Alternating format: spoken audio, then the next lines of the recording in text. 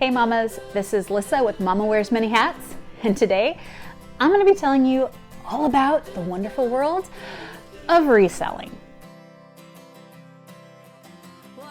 Hey there, as I mentioned before, my name is Lissa. This is Mama Wears Many Hats. I am a mom to three, wife to one, and I wear a truckload of hats. One of those hats being I have to help provide income for our family because we live in a day and age where it's almost impossible to have a single income family unless your spouse or partner makes bank. My spouse and partner works super hard.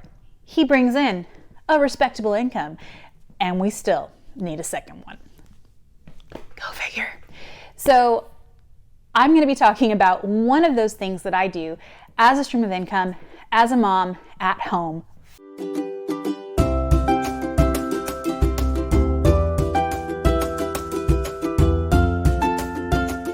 Very simply, finding things and flipping it for profit. Easy peasy. So what kind of things do I flip, you might ask?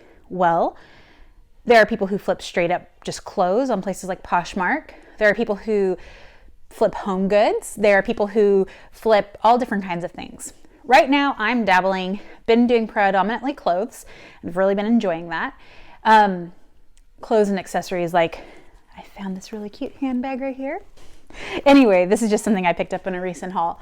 So it can be anything. I have everything from Kate Spade to Coach to Stuart Weitzman to Target brands to vintage brands. You can really, there's a market for most things as long as you do your research, which if you'd be interested in knowing how to find what sells, let me know and I can look at doing a video about that. Now, I have recently been expanding into different types of things to sell. My most recent sourcing, I went and I found some awesome vintage golf clubs. And I found this huge, I don't even know if I can get it in the screen, ginormous Mighty Morphin Power Rangers Megazord that lights up and still works. And those things are going for like $50 to $80 on eBay. I paid less than $1 or right around $1 for it. That's what reselling is. It's finding a need and filling it and being reimbursed for your time and effort in doing that. I've been doing this for about 4 months since the end of August. I had a little bit of a learning curve, which I will try and throw in some pictures and graphs of like, here was my first month, here's my second month, all that kind of stuff. But I have gotten to a point now where I am regularly hitting about $750 in profit a month. Now, part of that is going to be a little skewed because I did make an investment up front to be able to go and get inventory because I didn't have a whole lot I could just sell at home.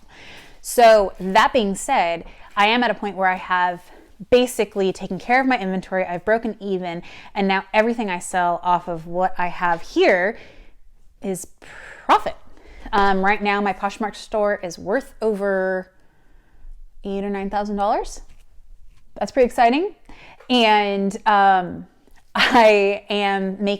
to the point where I'm starting to make sales almost daily. Today, I took 3 packages in. Yesterday, I took 2 packages in. So, I mean, there are days where there's more and there's days where there's less. Really just depends. So, that is what reselling is. Now, before I go any further into it, I'm not going to go into a whole lot of the details right now because, again, I only want to do that if there are people who are actually interested in hearing it. I am going to do one haul just so you can kind of see the kind of things that I pick up. That'll be a video probably next week. And then I am going to kind of give you guys a couple lessons in case you are considering starting this. If you guys are interested in more after that, I'm happy to do that.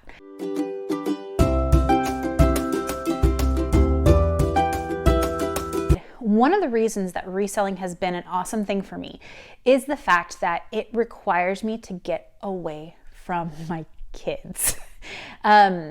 I know for a lot of us, especially during 2020, hello Rona, we've kind of been at home with our kids a lot, like more than normal.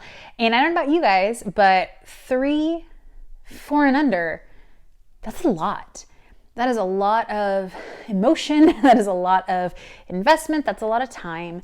And I just hit a point where I needed some time away to be able to be a good mom to them when I was there, because I was so just at the end. But it was so hard to justify paying for a sitter or doing something like that when I needed to be able to bring in an income that I wasn't bringing in because I wasn't doing as much VA stuff anymore. I randomly discovered a store that we have in the South called Dirt Cheap, which is like a clearinghouse. Target, Old Navy, Gap, Romeo and Juliet Couture, brands like that, places like that will send stuff that's been returned, send stuff that was overstocked, send items that didn't sell, all that kind of stuff there when they're clearing out their warehouses. And I remember I just went in there because I was just curious one day, had to get out, had the kids with me actually. And I remember walking through and they had all these clothes, and their clothes were really good price. Like the most expensive things I was finding at the time were like $7. Now don't get me wrong, they get in new stock from other places, department stores, things like that, and those things will be more expensive, but they'll be 40 to 60% off retail. So I was looking at the clearance racks though, and I found these amazing peachy, pinky, orangey paper bag shorts from Target, new with tags, for $1. Like $1. And there was like a bunch of them. And I bought like one, and I thought they were really cute. And I remember driving home, and out of nowhere, I just had this thought, man, those were like $1. I totally bet I could sell those. Why don't I? I turned around, I went back, and I bought like 9 pairs. I started on Facebook Marketplace. I threw them up there for like $12. Sold a couple pairs. I decided to look at Poshmark. Put it up there. Sold a couple for $10.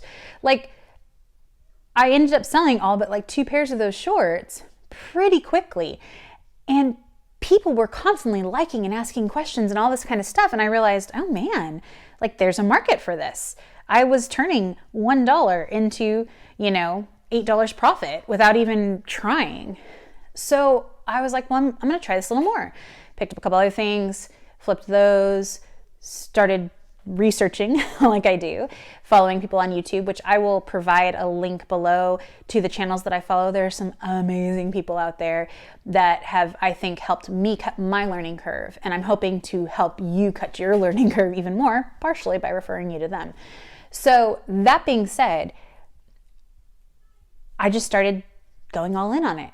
And like I said, I invested and I got some inventory.